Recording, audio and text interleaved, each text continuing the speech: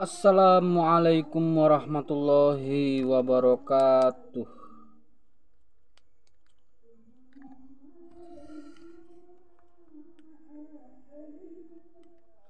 Alhamdulillahi rabbil alamin. Allahumma sholli ala Muhammad wa ala ali Muhammad.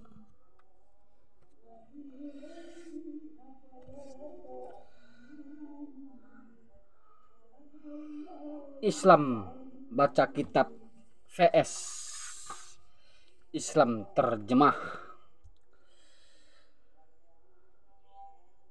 Jika kita membaca sejarah para ulama terdahulu, kita akan menemukan kemampuan mereka dalam berhujah, berdiskusi, berbeda pendapat yang memang benar-benar khilafiyah. Gak pernah mereka itu dijumpai jika berdebat mencaci maki. Para salaf itu jika menyikapi perdebatan itu lebih suka dan lebih banyak menghindari daripada melayani. Apalagi jika melihat ahlu bid'ah, pelaku bid'ah, pemuja hawa nafsu, para ulama salaf seperti contohnya Fudail bin Iyad dan sebagainya menekankan sekali diperintahkan untuk menjauhinya.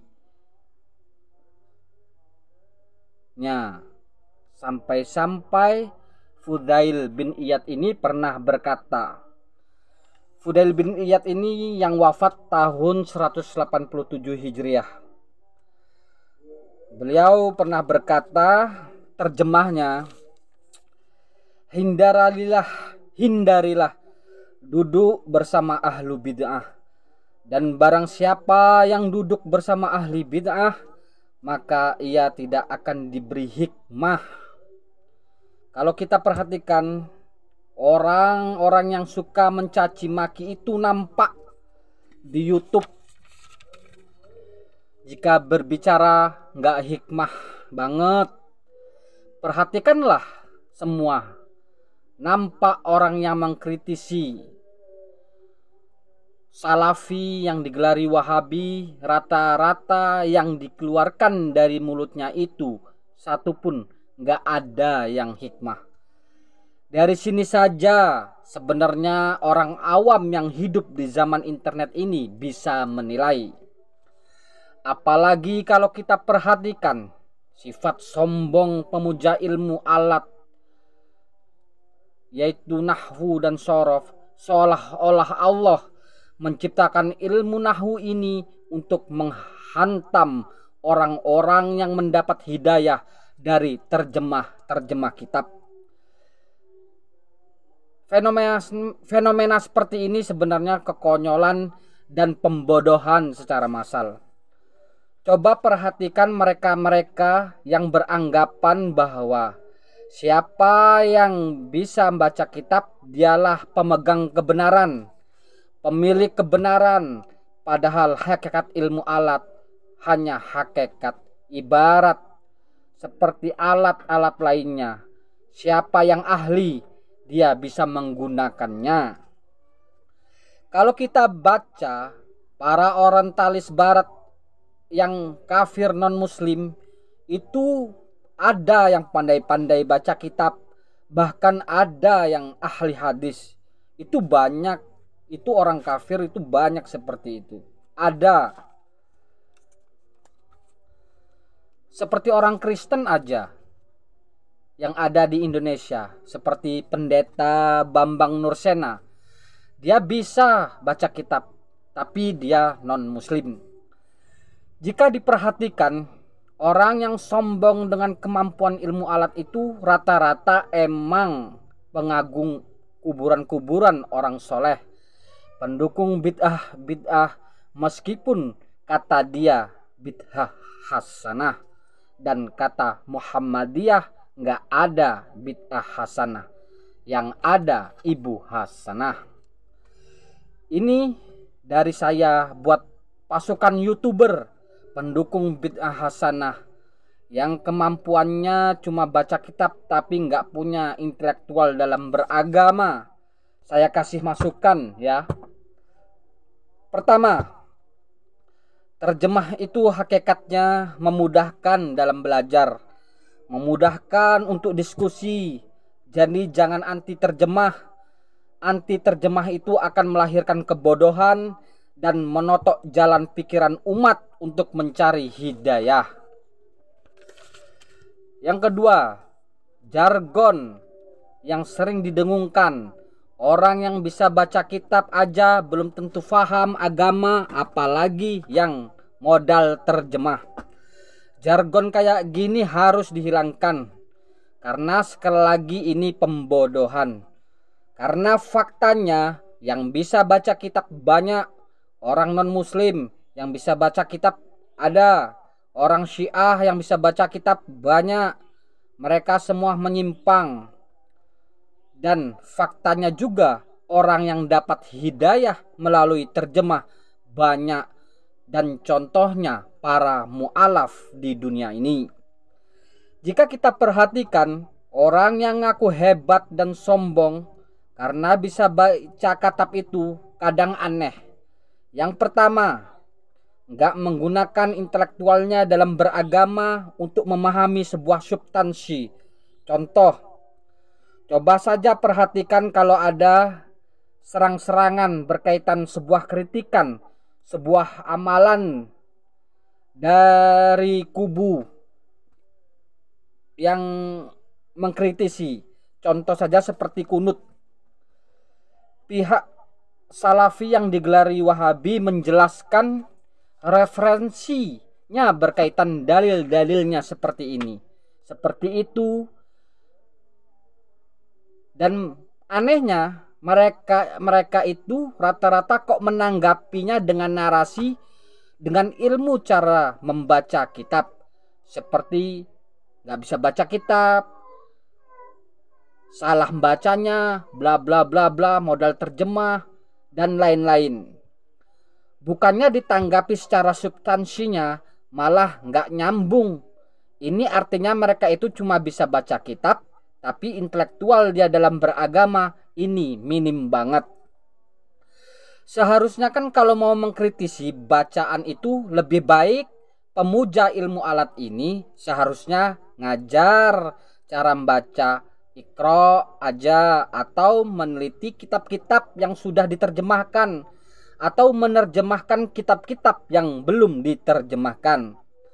Saya heran dengan ulama-ulama Asy'ariyah di dunia ini, yang khususnya di Indonesia, mengapa mereka tidak menerjemahkan kitab-kitab seperti Al-Risalah, Al-Muwatta, dan kitab-kitab lainnya, yang kitab-kitab itu kitab-kitab besar ya. Jika kita perhatikan, kitab-kitab besar seperti yang banyak menerjemahkan kitab-kitab seperti itu adalah ulama-ulama yang digelari Salafi atau Wahabi. Nanti biasanya jika udah menyebar, kaum ini biasanya cuma koar-koar, kitabnya dirubah sama Wahabi. Kadang pusing menyikapi mereka itu. Orang yang bisa baca kitab di abad ini banyak, bukan Aswaja saja. Orang Muhammadiyah itu banyak bisa, cuma nggak koar-koar. Ingat ya, ilmu nahwu atau sorof itu ilmu alat. Yang namanya alat bisa saja dikuasai oleh komando sebuah paham, untuk meregimentasi paham, untuk membela mati-matian fahamnya meskipun keliru. Banyak contoh ilmu nahwu dan sorof yang digunakan untuk membela kesalahan-kesalahan ulama atau panutannya. Contoh aja berkaitan Kiai Idrus Romli berdebat dengan Firanda Andirja di Batam, berdebat masalah tahlilan. Jelas dan gamblang, jelasnya seperti matahari terbit dari arah timur dan terbenamnya ke arah barat, bahwa Ustadz Firanda Andirjalah yang benar. Tetapi dengan ilmu kalamnya ditambah ilmu nahwunya, dimantiklah bukti tersebut kalau bisa matahari terbit dari barat dan terbenam ke arah timur. Saking fanatiknya, itu artinya apa? Hebat ilmu nahwu, ilmu mantik, ilmu kalam, belum tentu punya hati yang benar dan pikiran yang benar.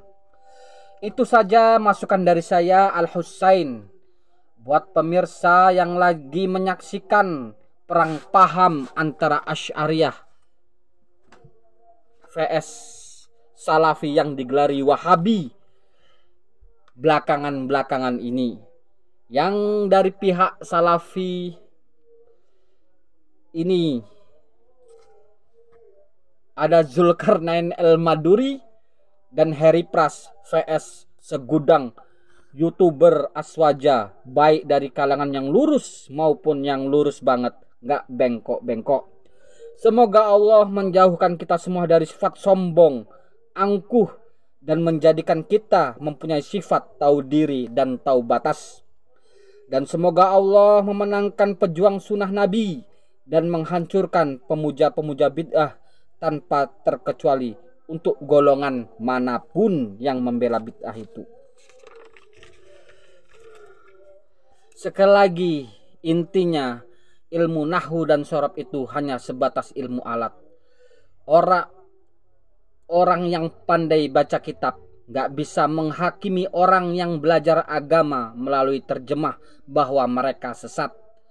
Orang yang belajar agama melalui terjemah, bukan mereka anti dan tidak mau belajar cara membaca kitab. Mereka terkadang membaca terjemah itu sebagai sarana agar mudah mengamalkan agama, bukan berfatwa atau mengambil lahan dakwah orang lain. Dan terkadang emang masalah waktu yang sempit. Yang ketiga, gak selalu orang yang belajar ilmu agama melalui terjemah itu sebodoh orang yang pintar baca kitab dalam menggabungkan antara ilmu, akal, dan hati. Bisa saja orang yang belajar agama melalui terjemah itu lebih cerdas dan lebih taat daripada orang yang bisa baca kitab. Dan biasanya orang yang sombong karena kebanggaannya mampu membaca kitab itu pada akhirnya bisa terkena juga firman Allah. Termasuk saya juga bisa saja masuk